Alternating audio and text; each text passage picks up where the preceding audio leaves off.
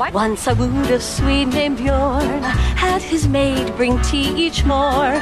Turns out horny Bjorn, he loved servant porn, and poof went my plan. I am beautiful and clever, and I always never get my man. All right, time for a clippy clap. 3, 2, 1, clap.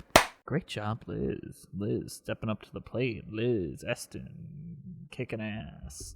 This should be Liz kicking Aston is your last name. In my dreams. That's a weird dream. No, not really. Hello, patrons. Welcome back to our Schmigadoon breakdown. I am once again joined, as always, by our wonderful video editor, Liz Kick-Aston.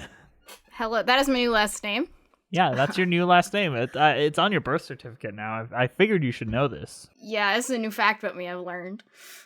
Yeah, her last name is Kick-Aston because she kicked ass on this, cabaret video. Great job. Yeah, it should be good. It'll be out by now, so. Have I told you that when I uploaded it, I got a copyright claim from Andrew's band?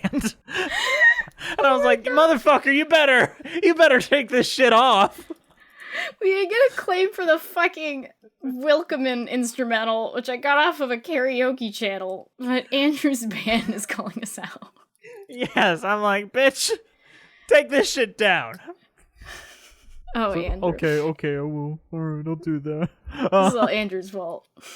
It really is. But where are we in the Schmigadoon world? Well, that's a good question. We're on episode 5. Yeah, we took a week off. It's been a while. Did you watch them today, or when did you catch up? I caught up last night. So. I know there was a flashback to the modern day. Was this the time where she said it was a dog-eat-dog world? Yeah, that was it. Yeah. Is it a dog-eat-dog world, though? I don't know. Is it a world where dogs are dogs to each other, or is it a world where dogs eat each other? That's a philosophical question I never thought I'd ask myself. Have you ever thought about eating a dog before? No, never. Not in a million years. Or are dogs just violent to each other?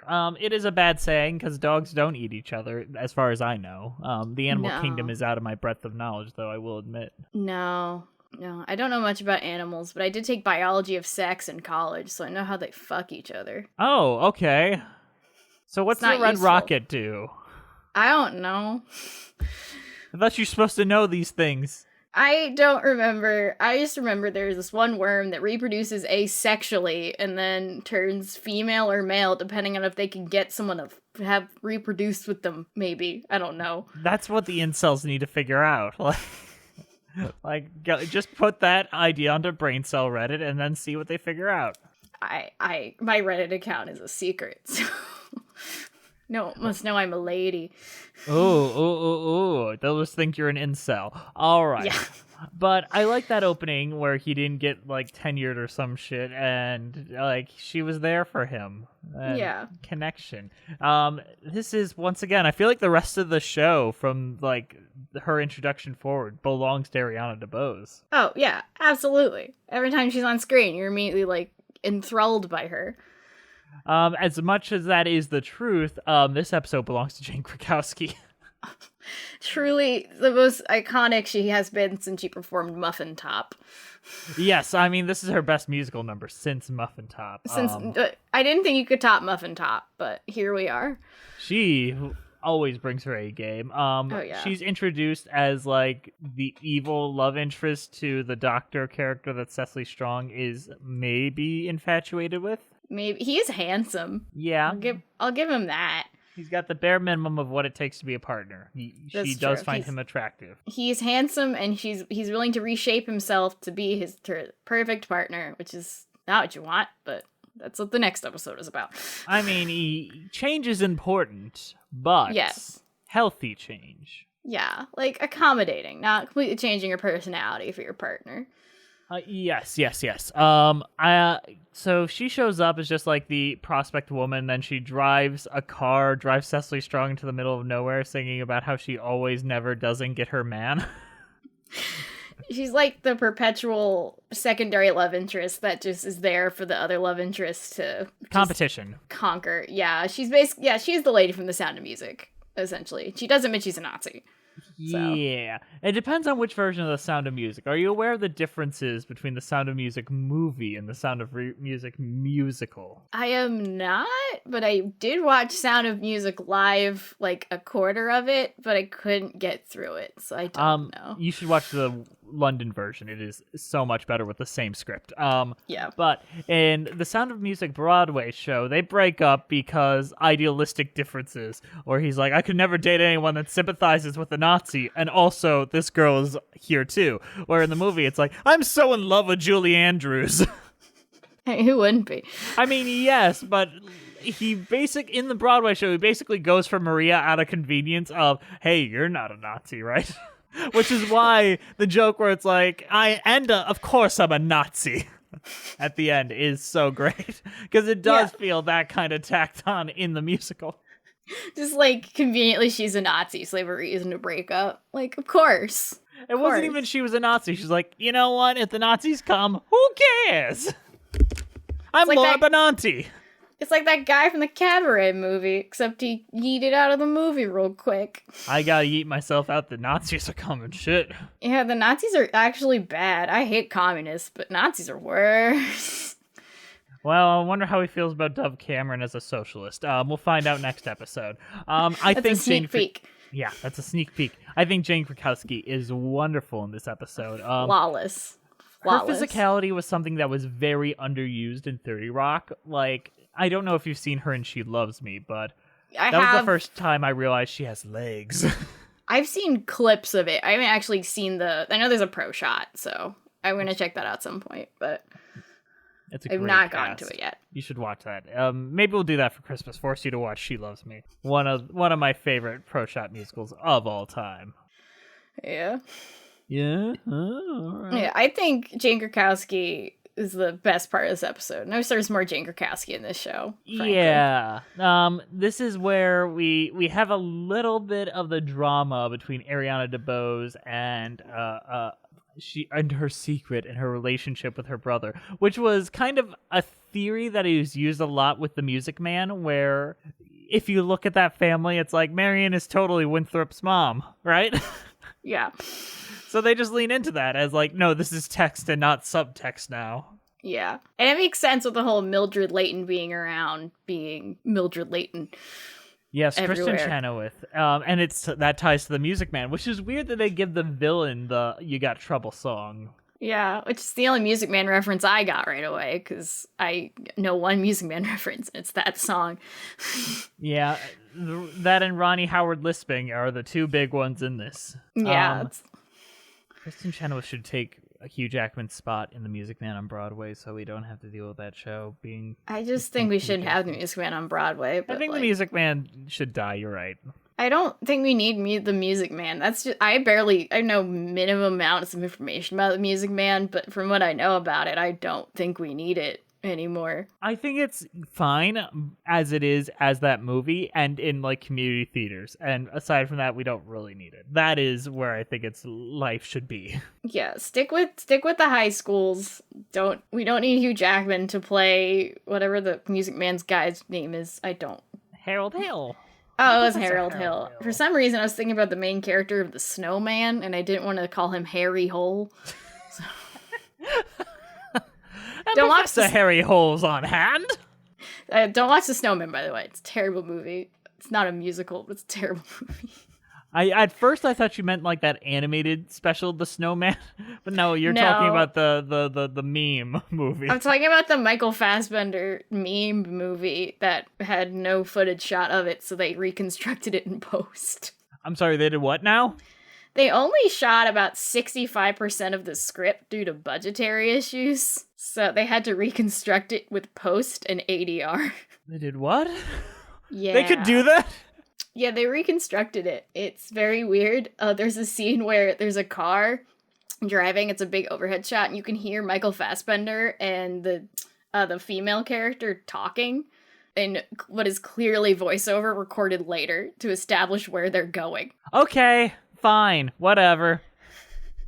Jesus Christ. Yeah, if you're looking for a good time, it's funny if you're a filmmaker, you can like laugh at it, but there's a twist in it and it never made sense at all. Okay, just spoil the twist for us, because I have no interest in watching this. Spoiler warning for the snowman. The snowman, yes. If anyone gives a shit listening You could have to saved this. her if you tried. Yeah. That's basically, the snowman killer is a killer that kills women and puts them in snowmen so the police find them.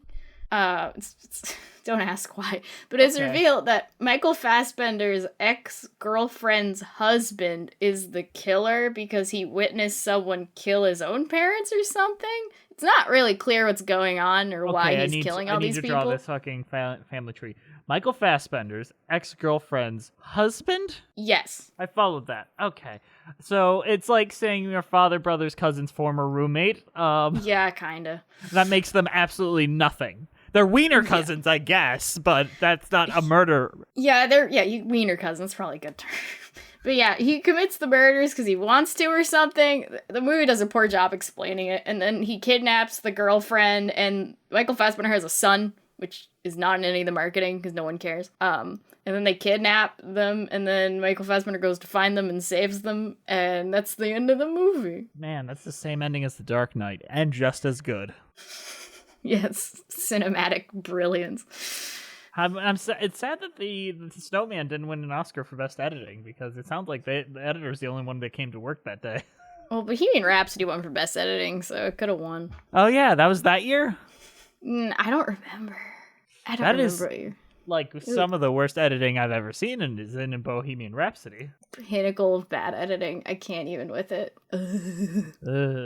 It was so frustrating. People try to tell me that's a musical. No, that's barely even a movie. Stop. No, it's the soundtrack they released alongside the movie is just a Queen collection of just random Queen songs performed by the same person.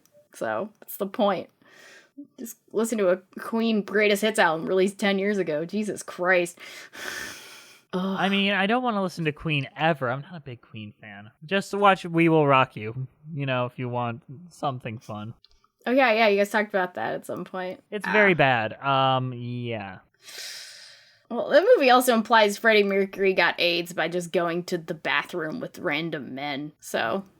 Okay, when you say going to the bathroom, do you mean the act of literally walking into the bathroom, or the fact that they went back to the bathroom and toilets adjacent to each other, or in the same toilet? Just the act of walking into a bathroom. Man, I didn't know that was how little I had to do to get AIDS. According to Bohemian Rhapsody, they never show him having sex with men. You're just like, oh, he's just a gay guy. Cool. That's the worst PG-13 movie. Rocket Man deserved all the love that Bohemian Rhapsody got. How do you make any film like that after Walk Hard has come out? Walk Hard killed that genre.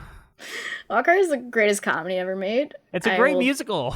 I will die saying that. I love Walk Hard so much. I've seen it like 6 times. And the songs are great. Beautiful Ride makes me cry. That is the perfect comedy. Yeah, I love Walk Hard. We might do that on the show one day. Like, I think that counts enough as a musical. Maybe we'll bring you in on that, Liz. Hell yeah, I'd love to. I love Walk Hard. Back to Schmigadoon. Let's look at these songs we got here. So Tribulation was a lot of fun. I love Tribulation. It was great. I really, really enjoyed that. I didn't enjoy the reprise of Suddenly, because, I felt like we'd done that job last week. Oh, yeah. I know having Cecily question what's going on in her head makes sense, but I don't think you need to sing it. No. I mean, that was not a moment that felt like it needed to be sung. It threw me off a bit. Cecily's great. From this point forward, I will say the show gets a lot less solid than the first 2/3 were. I can feel the COVID coming in and ruining this, where I see a lot of insert shots gotten of actors alone just to wrap things up really quickly. I feel the Jane Krakowski character was probably set up better in another version, but then scheduling and COVID, all that. It's worse in the finale, but you start to see the seams here, and that's not the fault of the creators. COVID is COVID. COVID is COVID. They did what they could, and I wasn't hyper paying attention to it, so I didn't notice it, but I did notice a lot more green screens. Yeah. Instead of painted matte backgrounds. It's rough. And, like, characters just kind of disappeared. Like, Dove Cameron just doesn't exist in the show for a little bit. Same with Aaron Tveit. He shows up at the end of this episode and Yeah, punches but Keegan-Michael Key in the face. The logic behind it makes no sense, where he says, get away from my girl, but he has not been around Cecily Strong for a while. Yeah, I'd like to think it's because of the whole I think I got her pregnant thing. Maybe, but why go after him and not the doctor? There's a lot of stuff that doesn't quite add up if you think about it more than a second. Yeah, like the doctor kind of not being in it as much. You notice it. Yeah. Like, that's why Leslie Strong is stuck in a field by herself the back half. Like, it's easier to film that. Clearing my throat. And, of course, Tribulation. Kristen Chenoweth kills it. I'm glad they don't lean onto her soprano side. I feel like that's the kind of, you hire Kristen Chenoweth, you just give her soprano roles. I don't think I've ever heard her sing a Patter song before, now that I think about it. Yeah, and she nailed it. She flipping nailed it. Oh, yeah. The form, all of it, the one-shot take of everything being perfectly coordinated, impeccable. And yeah, that was like the last like groundbreaking song in the show. Especially like we're talking a little bit about it next week, but that was like the last like that was great. Yeah, I think this is like, I know we're wrapping up story wise, but emotionally, Ariana DeBose, her entire monologue and revelation broke my heart into little tiny bitty shreds, and little tiny pieces. Keegan-Michael Key, I kind of get his appeal to Cecily Strong. He's becoming much less of a douche. Yeah. He's like the Grinch, except for he's not the Joker. Yeah. But Air Bud. I feel like there's a lot of Air Bud slander in here. Is Air Bud the one where he plays basketball? Yeah, there ain't no rule in the books that say a dog can't play basketball, so let's let him. I think I've seen an Air Bud movie, but I think it's the one where he played soccer, because there's no rule against that either. They devolved into like Santa Claus dogs eventually with Santa buddies, and it became Air Buddies, so you have puppies. Which is a much better marketing strategy if you think about it. But the thing, it all started with a dog that wanted to play basketball, and now we've got an entire corporate conglomerate that's not even allowed to have it on Disney Plus for legal reasons. Yeah, Disney Plus is really missing the Air Bud franchise. Literally, what am I going to watch the next time I take too many edibles? Cruella's on Disney Plus now. No, that would freak me out too much. That's true. There's a lot of CGI dogs in that. Yeah, but they commit murders. They killed Cruella's mom. They do. And the dog, it's not actually the dogs that kill her mom, though. It's Emma Thompson that kills her mom. Spoils. Sorry to spoil it for the people watching, but don't listen to Twitter. They're not always right. Twitter is always right. What are you talking about? Just look at the Pro Jared situation. They told me he was evil, and he was evil. He's so evil. He totally didn't clear his name. That was like the worst name clearing since JonTron. Oh my god, JonTron. Oh my god. I don't know what it is, but me and Andrew are in this weird period of musicals with cheese where we're just going to reference like a lot of internet personalities from the late thousands to the early aughts, or that's just our goal. Every episode we're going to throw in a Nostalgia Critic reference because fuck you. We don't intend to do it. It's just a thing that is happening. And then they'll be made into videos, and I'll have to get video of the thing you're referencing. You have to watch Nostalgia Critic all the way through. Mr. Great. I hate him so much. So fucking much. I hate him. I've heard so many first-hand stories about how terrible he is too, from people that ought to know. Oh yeah, these people are in the know. They know what's up. Like, it's not like just my friend Terry or something. It's people that know what they're talking about. Yeah, like burn it. Yeah, burn the entire channel on the ground. They basically did. They were so close.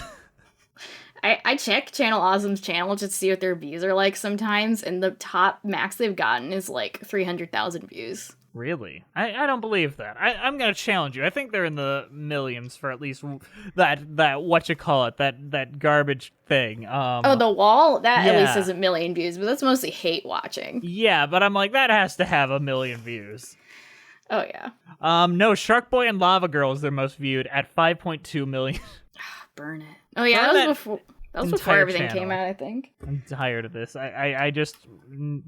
Doug Walker needs to be stopped. He can't keep getting away with it. Both him and James Corden need to be put into a hole. Oh, burn James. Oh my god. That Cinderella movie. Don't forget, that's what we're doing next week. Get excited. Or 2 weeks from now. Well, they're seeing it 2 weeks from now, but we're doing it next week. Yeah, get excited, everybody. Get set to get wet because James Corden's obsessed with his dick. This is the thing. I'm doing this for you people. I hope you like it. Yes, please let us know how you liked our Schmigadoon breakdown. Let me know what's up. Yeah, let me know if you like me or not. I'm kidding. Message Liz on Twitter. Find her address. Stalk her house. Like, stand outside. I support all of this. I live in Louisville, Kentucky, on a farm. Just go find me there. Man. How you doing in Louisville? I'm doing great. I don't live in Louisville, guys, but I'm not telling you where I live. So she lives in Punxsutawney. I live with Andy Carl, actually, as the main character of Groundhog Day. Yeah, this is how we know we've gone over. How did the episode end? I know they were both in the woods. She gets abandoned in the middle of nowhere. Oh yeah, we skipped a song too. Did we? Well, yeah, we briefly touched on it. No, yeah, it was the song about Jane Krakowski never getting a man. Yeah, so she pulls out a gun, says she's a Nazi, and abandons Cecily Strong in the middle there after doing a bunch of kickflips. Yeah, and driving with her feet. I mean, Jane Krakowski is a fearless actor in a way that she's never embarrassed. I love an actor who's never embarrassed. She and Sutton Foster have that in common, where they're like, I'm gonna look stupid, I don't care. I mean, the pinnacle of her career is a song called Muffin Top, so... I mean, I guess. I haven't watched Kimmy Schmidt. Maybe she topped it somewhere in there. She didn't. Dang. All I know is Kimmy Schmidt did a lot of racism. Yeah, when I stopped, it was like season 2 maybe, and last time I checked, her and David Cross were an item, and they were trying to buy the Redskins, so they were no longer the Redskins. Tina Fey. You know what? She needs to be stopped too. Tina Fey is literally one of my heroes in life, but she's very problematic, I will concede. She needs to be stopped in a different way. And she's learning. She's learning. Oh my god, she's doing the bare minimum? I mean... Shut up, Jess. Stop it. Don't talk about things you don't know, Jess. Sick of this shit. I quit. I'm quitting. Please don't quit. I'm quitting Patreon with cheese. I can't do this alone. All right. I like that song. I like that scene. And then they're both in the woods because he's looking for Liz Boy Big E and she's just alone. Yeah, and then they find the heart rocks. Yeah, because does that mean they're out of Schmigadoon? Because that means they would have lost the heart rocks outside of it before they crossed the bridge. Yeah. And they chose to go back for each other. Yeah. Okay, that's actually interesting if you think about it. Yeah, that's an interesting in-universe thing, yeah. I forgot they lost them before they came in. Because that was their big fight before they came in, was that fact that they lost them. So did it get lost in Schmigadoon, or did they somehow wander outside of Schmigadoon and then choose to return because they love each other that much? That's an interesting theory. Probably wrong, though, like most of Jesse's film theories. Jesse's Film Theories. It's a second channel. It's just a theory. A film theory. Probably incorrect. Probably. I mean, I think that one has some validity, though. I mean, there's evidence to it, but that doesn't always mean it's right. This is a weird metaphorical show, so... What is Schmigadoon? Is it really a metaphorical show? I mean, is there really a metaphor, or are we just asking what's all this meta for? Yeah, I mean, there's a lot of meta humor in it. So. You got it. I got your joke, don't worry. I get your jokes, man. I just don't laugh because they're not funny. Sometimes they're funny. Thanks, Liz. I like this episode a lot, but I can see the cracks. There's cracks in the wall. Yeah, I also got the vibe this was like a one-parter to episode 6 because it kind of ends badly. Yeah. It doesn't have an ending. Like, it ends with Josh picking up the rock and then they cut to credits. I got nothing. That's it. And this is before he agreed to, no, this is the next episode. I'm thinking ahead.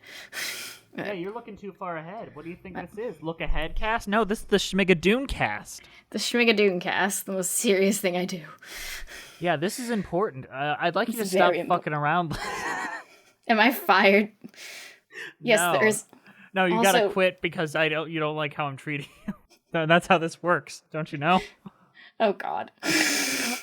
I like this episode a good amount, but it did feel a little anticlimactic. I agree with you. Yeah. It felt a little like it ended, but it doesn't feel like an ending. It's certainly like- finished. Like the penultimate episode, I think people undercut how important that is Yeah. a lot. Like BoJack Horseman is one of those shows where the penultimate episode is always the best episode, which makes it a great show. BoJack is one of those shows I can't watch because it makes me feel too sad. Yeah, I've been meaning to rewatch it, but then I remember I don't want to be sad, so I don't. I feel too much relation to Mr. Peanut Butter. I feel like that is me incarnate, to be honest. You're kind of similar to Mr. Peanut Butter. I've gotten that like from people that know me closely. It's like, have you watched this? Because you're just like Mr. Peanut Butter, and I'm like, oh no. I relate a lot to Diane sometimes, so I understand. People do not like Diane. So. Why do people not like Diane? I mean, Because she's I just don't as know. complex as everyone else on that show. It might just be sexism for all I care, but And racism, don't forget and that. a little bit of racism too. But I relate People a lot. tend to forget she's Asian. Yeah, I mean, I relate a lot to Diane due to the whole struggling with what you're doing with your life thing, because I don't know what I'm doing with my life. So. I guess what is her name? The princess, whatever. Princess Carolyn. Yeah, that I feel her a lot, but also she reminds me a lot of my friend Emily Clark, just in the way that love she Emily. talks. Emily Clark is delightful. She is so incredible, but she reminds me of Princess Caroline so much in the best ways. Yeah. Princess Carolyn has this line some point. It's just like it's just so much easier to take care of other people than it is to take care of me, and I feel that on a spiritual level sometimes. Yeah, me too. Yeah, but I'm learning. Self-care is important. We all It is. deserve self-care. You know what? How about you guys, all who listen to this, just do something for yourself today and Yeah. let us know what you did, because I want to know that you're doing good things for yourself. Yeah, read a book, watch a show you've been looking forward to. Do something Masturbate, you like. just do something that makes you feel good. I don't care Go what for it a is. jog, whatever you like. Go on a bike ride. I did a 25-mile bike ride the other day. Nice. First time I could do it without dehydrating. It was beautiful out. Amazing. I'm very impressed. I started watching Bridgerton yesterday. There's a so- lot of sex in that show. There is. A lot of dingle dangles. There is. I haven't gotten... There's been like one sex scene so far, but I'm only on episode 3, so... I only watched the first episode, and then my girlfriend kept on watching. Then I popped in every now and then. I was like, oh no, that's a penis. That's... Yeah, that's me with Once Upon a Time while I'm actually watching it, though. Like, oh, this is happening. Okay. Okay, before we wrap this up, there's an important thing I need to talk to Liz about. Did you hear the news? This is so important, especially between us. What is the news? ABBA has reunited and written 2 new songs, and a new album is coming out. I don't know what to do with this information. This is the greatest information ever. Yes. Right? Yes, ABBA. I found out through TikTok when they made a TikTok and announced their albums, which was the most fucked way to learn that ABBA has new music coming out. Oh, ABBA's just going with the new generation that love ABBA. I wonder if Benny and Bjorn have seen our drunk Mamma Mia video. I don't know. And oh my if God. they did, how would you feel about that? I don't know how I'd feel. I cut both of his cameos from the video. Why did you do that?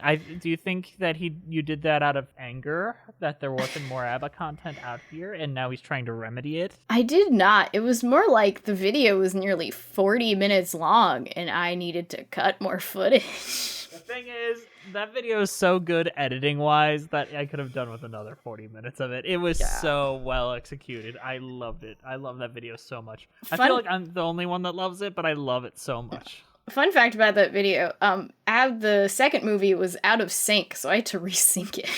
Oh, God. You poor thing. I made an oopsie, so I had to resync it. So I was a couple seconds off, but I fixed it, so it's okay. Now, what do you think they do for Mamma Mia 3? I think it'd be the Mamma Mia 2 we always wanted, where Sophie finally goes to the damn paternity doctor, figures out who her father is. And it's Cecily Strong and Keegan-Michael Key, and turns out they're in Schmigadoon, but Mamma Mia world.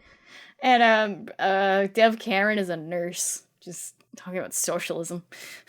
No, Dove Cameron is Amanda Seyfried's daughter, all grown up, but we're flashing forward to that instead. No, she had a son. Did she? Yeah, she had a son. Did they say? Oh, did we see his penis or something? No, I'm pretty sure she said I had a son. We'll see you next time on Patreon with Cheese. Liz, if you ever fucking contradict me again, I will fucking kill you. Did you stop recording? No. Oh, God. I kept that in. I'm going to keep that in. Please don't kill me.